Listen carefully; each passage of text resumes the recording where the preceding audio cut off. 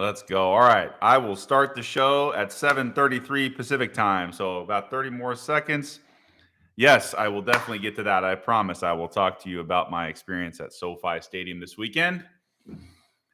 And let's start the show. All right, everybody, welcome in. This is the Too Tall Sports Podcast live on Tuesday night, 7:30 Pacific time. I'm on YouTube Live as well as Colorcast, the app where I do a show every week on Tuesday night. Once again, 7:30 p.m. Pacific time, YouTube Live and Colorcast. You can just look for Too Tall Sports on the Colorcast app, and on YouTube, it's Too Tall Sports Podcast. And we're live now. This week's show, heavy college football. A lot of stuff happened over the weekend. I want to preview some games coming up this coming weekend in college football. I want to talk a little NFL. We'll get to that. I went to the Rams-Cardinals game in Los Angeles at the new SoFi Stadium. I will talk to you guys about that. Let me make sure I write that down so I get to it. And I'll do some MLB wildcard thoughts. I know there's a game in progress right now. The Yankees are losing to the Red Sox at the moment. And I will get to my MLB predictions of the wild card and the rest of the playoffs as well. If I have time, I might get into some Jets and Giants winning, which were a little bit wacky over the weekend. I do have a podcast this week coming out on Thursday with Ron Pitts, former NFL player. His dad played for the Packers in the Lombardi era. And he played at UCLA in college and also for the Packers and the Bills in the NFL. And he's been a longtime broadcaster and now podcaster with Mike Martz, the architect of the greatest show on turf and the St. Louis Rams. So excited to have Ron Pitts on Thursday. That episode will be out Thursday morning. You can check that out there. All right, let's get to the show. I want to start with big-time SEC football. And let's start with Georgia putting an absolute beating on Arkansas over the weekend. Arkansas was a good team coming in. They were undefeated and looking really good. Top 10 team against Georgia, who was also coming in undefeated. And Georgia's JT Daniels was out. He was hurt and didn't play this week. So what do? They throw this kid named Stetson Bennett in there, and all he did was throw 11 passes the entire game. Not kidding. Only 11 passes the whole game. Georgia ran the football 50 times plus in this game, and Arkansas just couldn't stop them. Georgia has had back-to-back shutouts the last 2 weekends. It just shows you that there's a huge separation between the top 2 teams in college football and everybody else, and that's kind of the conclusion I came to, and I'll talk about Alabama in a second.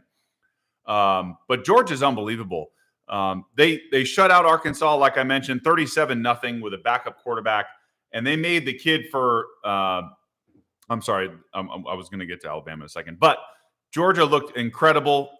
Kirby Smart is really the only big-time assistant to do things without Nick Saban to get his team into a top 4 ranking. I did want to mention Alabama, who, of course, dominated Ole Miss. This was the Lane Kiffin return game. So, Lane, it was kind of a big deal for him. That would have been a huge win for Lane Kiffin. Of course, he did not.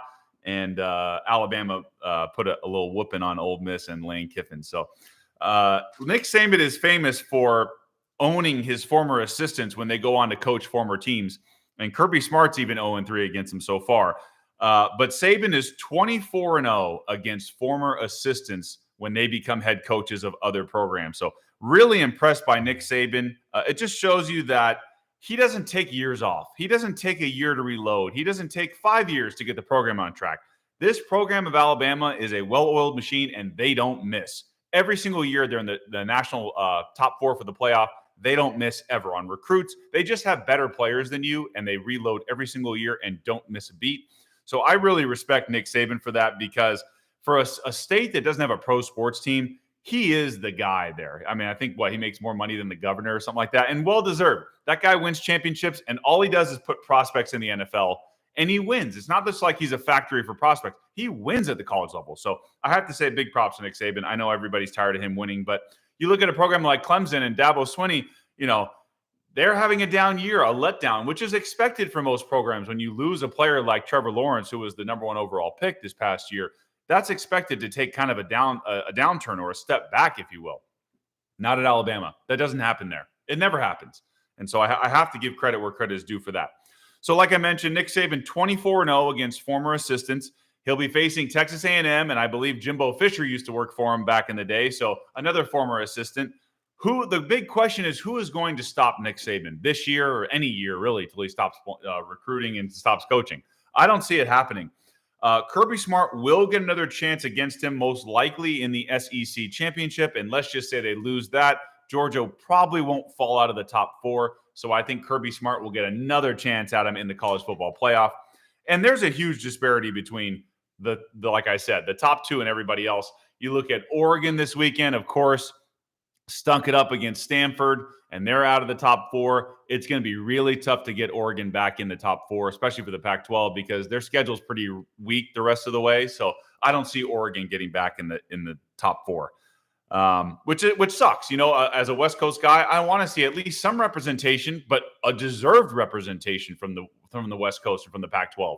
I mean, you got teams like Fresno State beating UCLA, and you got USC losing to Stanford, and all the powerhouses are down. Washington's down. Everyone's down. I mean, Arizona State's ranked, but let's be real. They're not doing anything really significant there. They're, bottom 20s of the top 25. So they're not doing anything either. But very impressive what Nick Saban was able to do. I did want to focus on the big preview game coming up this weekend, which is number 4 Penn State at number 3 Iowa.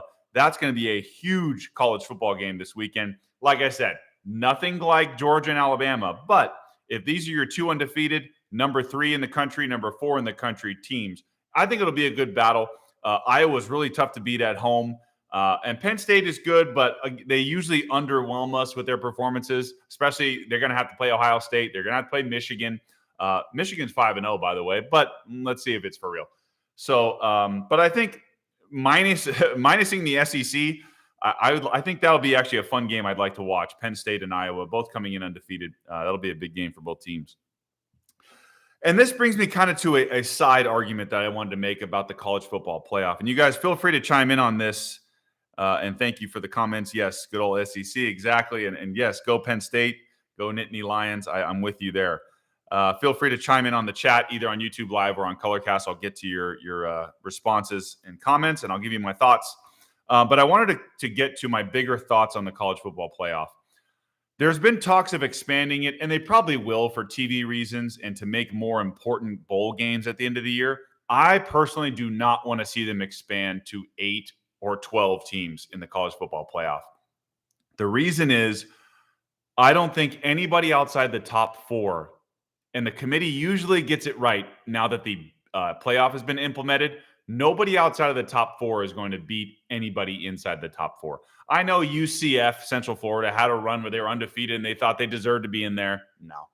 You're not on the same level, especially over the past few years. None of those teams on the outside, even Oklahoma, who was ranked, and they get stomped when they go up against a big-time team like, when Ohio State's right or when Alabama's right or when Clemson's right. These teams are not – the other teams are not beating those top 3. And Georgia the same way. So I think they should keep it at 4. I like the sense of urgency. I like that it's an exclusive club to get in. I don't ever foresee the number 8 team in the country beating the number 1 team in the country. I know everybody likes March Madness. I know everybody likes the tournament style. I love it too. I love March Madness, but I don't like it in a football sense because those teams are so far away from winning a national championship. I don't see it. Feel free to chime in on you. Let me know what you guys think on that. Do you think the committee should expand to 8 just because it's more important games, more bowl games, or should we keep it at the 4? I'll let you guys stew on that and give me your responses there because I would like to hear what people think on that. I'm not a fan of expanding to 8, so you guys let me know if you think we should keep it at 8 or keep it at 4 or move it to 8 or 12 and have a tournament. I think we should keep it at 4. Let me move on to the NFL real quick, and let me talk about Monday night's game last night between the Chargers and the hometown Raiders. Just kidding. The Las Vegas Raiders, but it was mostly Raider fans because LA has a huge Raider fan base, as most of you guys know. So it was basically a Raider home game. But the Chargers beat them, and the Raiders were undefeated coming in. They had some nice wins. They beat Baltimore. They beat Pittsburgh, who's kind of been struggling, but still a tough win in Pittsburgh. So impressive numbers coming in for the Las Vegas Raiders. However, they ran into a really good team at home, and Justin Herbert is really good. The dude had 3 touchdowns. He only threw for 222 yards, but no interceptions. He was lights out. Austin Eckler ran for 117 yards and a touchdown. He also caught a touchdown on the receiving end. He was awesome last night. And they have so many weapons on the Chargers that, I mean, Mike Williams was a non-factor last night, but Keenan Allen was great. Jared Cook caught a touchdown. They were really impressive for the Chargers last night. So I liked what I saw from them. Their defense was good. And when you look at the Raiders, they just don't have a lot of pop on their offense, a lot of firepower. They're heavily reliant on Darren Waller. You got little Hunter Renfrow as a possession receiver who's not going to really score any touchdowns unless it's a quick little out or a slant to him in the red zone. And then you got Henry Ruggs over the top, who's kind of like a Deshaun Jackson, if you will. You can only hit a couple of those bombs a game. The Chargers defense is much improved. They got Derwin James back healthy this year. The Chargers at 3-1 are looking very good. Or should I say 3-1. I think they're 3-1. And I do like what I'm seeing out of the Chargers. So impressive game by them. They're going to be tough to beat. That division, that AFC West, I know we've talked a lot about the NFC West on these weekly chats here, but the AFC West is going to be really tough. If Kansas City's the worst team, I mean, I know Denver with Teddy just had a concussion. Denver lost this weekend to the Ravens. They don't have a lot of firepower either. I mean, their receivers are good, but their running game is suspect. If Kansas City is in the middle of the pack of this division, that's going to be a really tough road for some of these teams. So the Raiders aren't out of it. They have some stuff to clean up. I do like what I saw from the Chargers, though. They're going to be really tough to beat down the stretch. I'll get to it before I talk about the Rams game. Surprising win. I mean, you got two defeated teams coming in that haven't won a game yet, the Jets and the Giants. You got Tennessee, who had a huge win against Seattle on the road, and they put up two stinkers in a row. I don't understand what's going on with Tennessee right now with Derek Henry. I know the receivers were banged up, so it wasn't the same lineup for Tannehill to throw to. But, man, how do you let a Jets team win with a rookie quarterback who looks to be the biggest bust of them all in Zach Wilson? Very disappointing day for Tennessee. And then the Saints, the New Orleans Saints are coming home for their home opener. If you remember, they played their first game against the Packers in Jacksonville because of the hurricane down there. So you get the home opener in New Orleans, the Superdome, one of the toughest places to play, and they suck, and the Giants come in and beat them on their home opener. I don't get that. Same old Jameis Winston. I think people got really hyped about him week 1 against the Packers when he threw 5 touchdowns. But we've talked about it weekly with Jameis. This is who he is. He's a very inconsistent quarterback. So you can see the difference between the good and the great. And Jameis is very much a middle-of-the-road quarterback. Some weeks good, some weeks bad. So not impressed with the Saints. They're outside of Tampa. Carolina's much better this year. They had a tough loss. Darnold looked good, but they had a tough loss to the Cowboys. I still do believe if Christian McCaffrey comes back healthy, I think Carolina has a decent outside chance to make some noise. But Dallas with another impressive win. And Dallas went in and beat the Chargers. So maybe Dallas Cowboys are for real, and their defense is much improved from last year. So props to the Cowboys. Wasn't going to give a ton on the Cowboys today because I don't like to hype them up too much, but I'll give them props where props are due. But let's talk about the Rams game that I went to. So I went to the brand new SoFi Stadium in Los Angeles, and I saw the Cardinals put a whooping on the Rams this weekend. It wasn't close. Matt Stafford looked out of sync. Cooper Kupp is the main guy there. I think he had 5 catches for 64 yards. Not really a factor. They kind of keyed in on him, but Stafford looked off from the beginning. It just wasn't the same Rams offense that I've seen. Darrell Henderson was coming off of an injury. Sony Michel had another fumble, and they couldn't get Higbee going that much. It was just kind of and they couldn't get any long bombs to Deshaun Jackson that they had.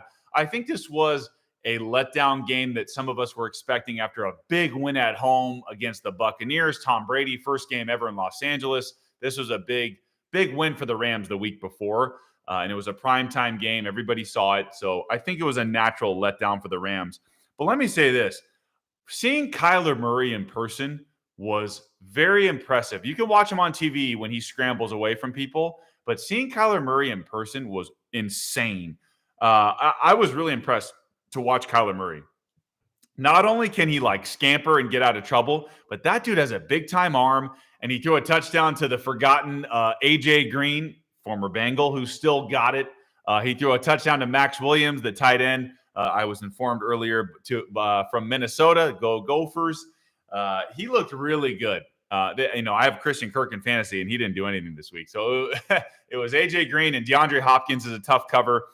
Even with Jalen Ramsey, shadowing some of these dudes, and Aaron Donald coming at him, they could not stop Kyler Murray. And the run game showed up, right? Chase Edmonds had a big day. James Conner had 2 touchdowns.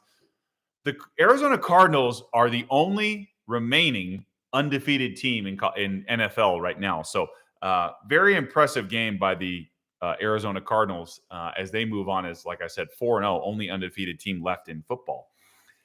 I think the Rams are fine. If you're asking my opinion on the Rams, they're totally fine. They're going to be a force to be reckoned with down the stretch. I still believe in Stafford, still believe in that offense and that defense for that matter. They just got to shore up a couple things. And, nobody's really great at stopping running quarterbacks or guys that can move out of the pocket and avoid tackles. So Tom Brady's pretty stationary, and you can get to him pretty easily, except for when he gets the ball out quickly. But for Kyler Murray, he moves around pretty quickly, and he's hard to bring down. So curious to see how the Cardinals do the rest of the way, but I was impressed with the Arizona Cardinals. Let's talk about the stadium that I saw for a second. So SoFi Stadium, the brand new place in Inglewood, beautiful stadium. One of the coolest places I've ever been. It's the best scoreboard / jumbotron I've ever seen. I mean, first of all, you walk in, it's like a giant, I know they say in Arizona for the Cardinals, it's like the giant spaceship or whatever. This was similar to that, but it was really cool because it's indoor, outdoor per se, where I guess if you're following, it's air flows through there like it's outdoors, but it's covered with I guess you'd call it a translucent or clear top that's kind of shaded for the sun, but the sun still comes in. So you get the natural shadows on the field. It's a 360 scoreboard that it's inside and outside. So you can see both sides of the scoreboard from most seats in the house, other than obviously the nosebleeds, but it doesn't obstruct your view from viewing the field and seeing the game action. They got highlights going on the inside and the game on the actual field going on the outside. It's stimulation overload. Let me just say that they have a DJ in there. It's constant music. There isn't like a silent or dull moment in the stadium the entire game. Like, it's pretty wild. But a lot of entertainment. They had a mariachi band in there. It was pretty insane. There weren't that many Cardinal fans, so it was mostly Rams fans. It was a good turnout. It was a really good turnout. It looked to be almost a sellout from what I could tell. Even in the nosebleeds, there were a ton of people there. So, I think it's a $5 billion stadium. The concourse is beautiful. Lots of places to get food and beers and all kinds of stuff. And the bathroom lines weren't long at all. A little tricky getting in and out of there. There's a lot of suites and escalators and elevators and all kinds of moving parts. There's a really cool open area in the middle of the stadium that's like the VIP, where you can watch the games on TVs and through a clear window, plus food and drinks and all that stuff. I know I'm going off on a stadium here, but it was the coolest stadium I've ever been to. I will say I've never been to Jerry World in Dallas, or I think they call it AT&T Stadium, where the Cowboys play. I've never been there before, and I hear that's amazing. I still would like to go there and watch games. But I will say, going to SoFi was awesome. I will definitely go back. I'm actually going back next weekend to see a different atmosphere when the Cleveland Browns come into town against the LA Chargers. So now I saw a Rams game. Now I'm going to see a Charger game. I'm sure it's going to be 75% Browns fans this weekend. So should be a fun atmosphere. Should be a good game too. So I'm excited to see both LA teams and kind of what I think of them. I can evaluate. Obviously, Rams, not a great game this past weekend, so I didn't get to see their best. But I will get to see the Chargers, so I'm excited to see them live at SoFi. Hopefully it'll be a similar atmosphere for that game. So let me get to my baseball preview and what's going on right now. I will update you if you're not listening. It is the bottom of the seventh inning. Red Sox are up 4-1 on the Yankees, so it looks like they hopefully will cruise to a win, and they will move on in the playoffs. Now, the brackets will line up as follows. Assuming the Boston Red Sox win, they will play Tampa Bay. I think Tampa Bay is going to win that series pretty easily. They're far and away the best team in baseball on the AL side of things. So let me get to that. I think the Rays will cruise there. If you want me to give you my preview on the White Sox and Houston Astros, I really don't like the Houston Astros. I don't want to see them do well or be successful. So I am going to say that the White Sox, I am predicting they will possibly kind of upset the Houston Astros in this series. I think Houston has home field because they are the 2 seed and the White Sox are the 3 seed. But I would like to see the Rays play the White Sox in the next round. Let me know what you guys think about that so far. If anything I've said so far, I will get back to your comments in a second. If the Rays and White Sox play, I would like to take the upset, but I'm not going to. I think the Rays are going to get all the way through to the World Series, and the Rays will beat the White Sox in the ALCS. And let's see who they'll face on the National League side. Now, obviously, this is Tuesday night. So Wednesday night, tomorrow night is going to be the Dodgers and the Cardinals in the wild card play-in game.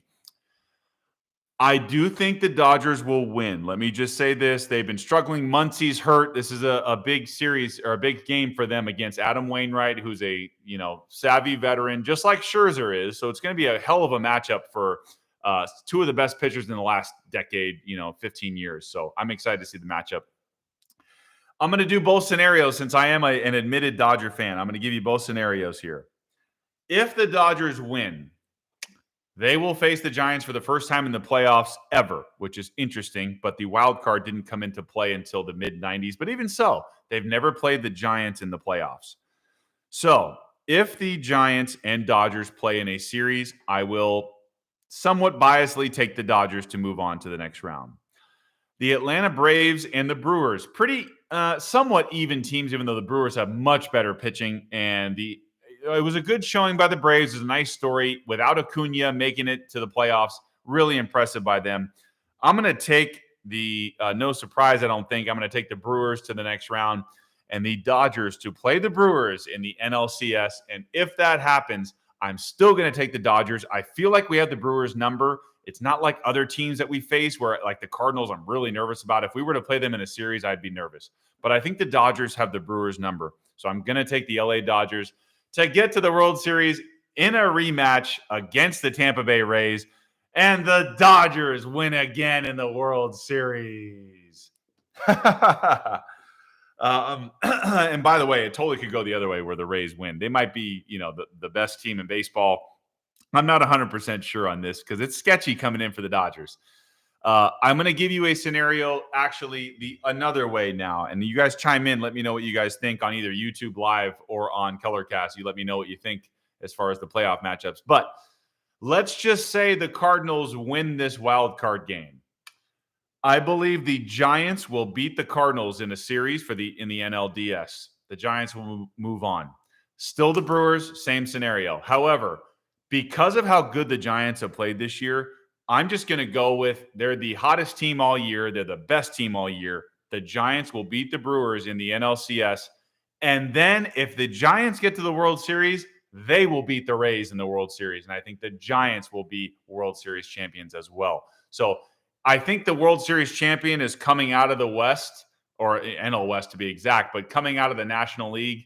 I don't know if the teams in the AL can keep up with the two National League winning teams, whether it is the Dodgers or the Giants. But I am going to take one of the National League teams to win the World Series. Let me know what you guys think. Got a couple minutes left to answer any questions if you guys want to jump in. But I feel like those are safe predictions. I know my Dodger pick is a little biased, and they have been kind of limping into the playoffs here. But I don't know. No Kershaw. It's going to suck. It's going to be tough for them. But if Kershaw's not right, I don't want to throw him out there anyway. So I don't even need to see him pitch or try to make an effort. And I know Dave Roberts loves him, but it's not worth it if he's hurt.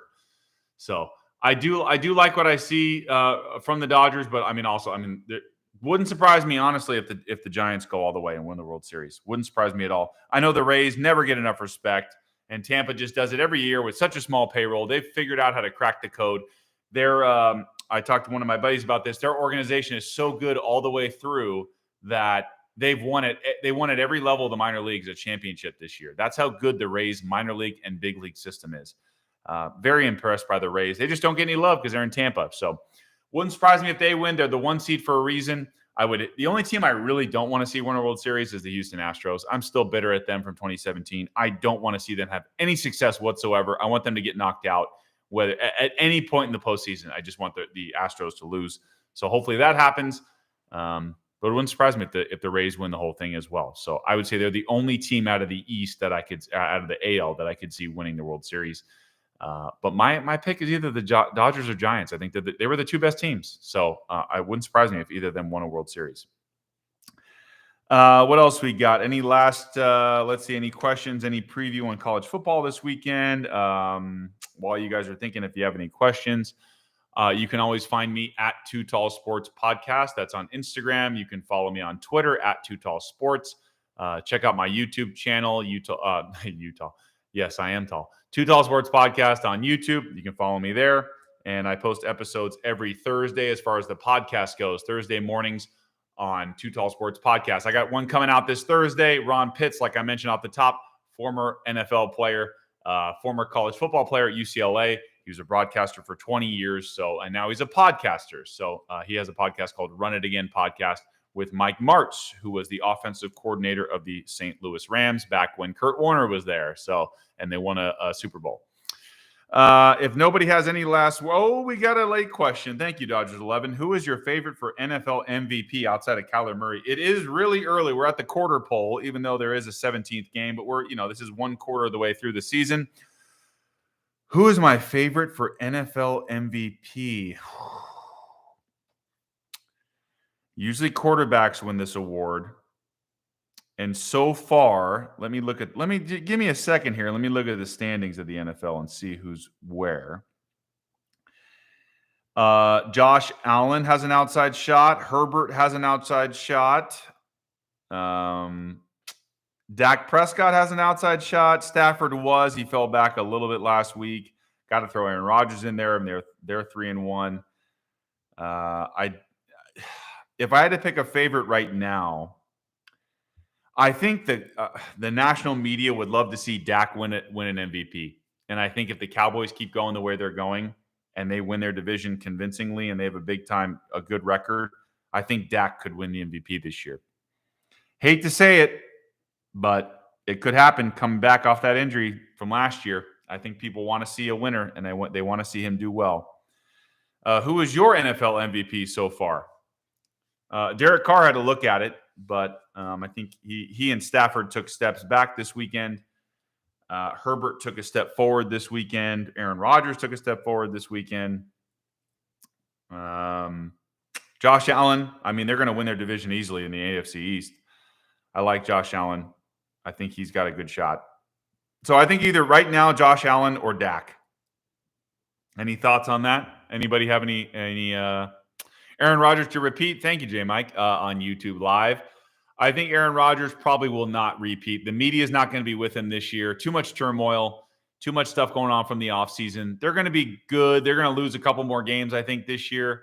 I just don't think they give out back-to-back MVPs like that easily. So I think Rodgers takes a step back. But I love Rodgers. I love watching him play. He's the most talented quarterback I've ever seen. So he's still the best in the league, in my opinion.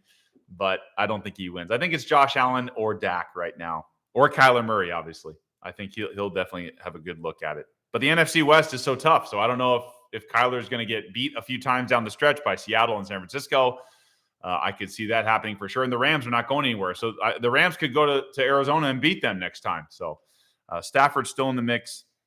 If I had to rank it, I got Dak, Josh Allen, Herbert, Stafford, Aaron Rodgers is in there. Kyler Murray's the front runner, though, just based on record. So good questions. If anybody doesn't have anything else, I'm on the – yes, exactly. Yeah, Kyler definitely has proved it so far. And Herbert will be coming soon. Yes, I think that defense is really good for the Chargers. They're a different team this year. They got the former defensive coordinator from the Rams last year who had the number one defense last year. So Brandon Staley. So I like where the Chargers are headed. They just can't have any hiccups, in that division against Kansas City a couple times. They're going to have to play Denver twice, which is, they're not as good, but it's just not an easy game playing in that altitude. So I appreciate all your questions. It is that time where I will end my weekly talk. I appreciate all of you guys being here. You can watch this on YouTube if you want to see the replay. And I will also have a similar 2 cent segment on my podcast releasing on Thursday morning, this Thursday, in my episode with Ron Pitts. So check out Too Tall Sports Podcast. Thank you all for joining me tonight. And I'll see you on Thursday morning for my podcast. Check it out on Apple, Spotify, YouTube, wherever you get your podcast. I'm going to be there. So check it out, Too Tall Sports Podcast. Thank you all for joining me tonight. And I will see you next week, 7:30 p.m. Pacific, YouTube Live, Colorcast. And we'll do this again every week. So look forward to seeing you guys again. Thank you for listening, and have a great night.